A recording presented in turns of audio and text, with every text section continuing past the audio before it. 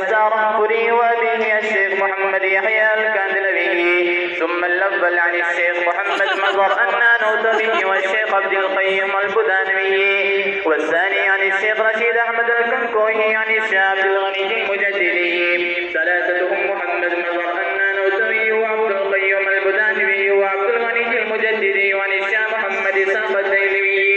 والثالث عن أبي سيد المجددي أيضا الشيخ محمد إسحاق وأبو سيد المجددي كلاهما قال حدثنا سراج الهندي الشيخ عبد العزيز الديلمي قال حدثنا الإمام ولي الله بن عبد الرحيم الديلمي قال حدثنا أبو طاهر محمد بن إبراهيم الكردي المدني قال حدثنا الشيخ أبو إسحاق إبراهيم بن الحسن الكردي القراني الشارزوري قال حدثنا أحمد بن محمد الخشاشي قال حدثنا أبو المواهب أحمد بن عبد القدوس الشناسي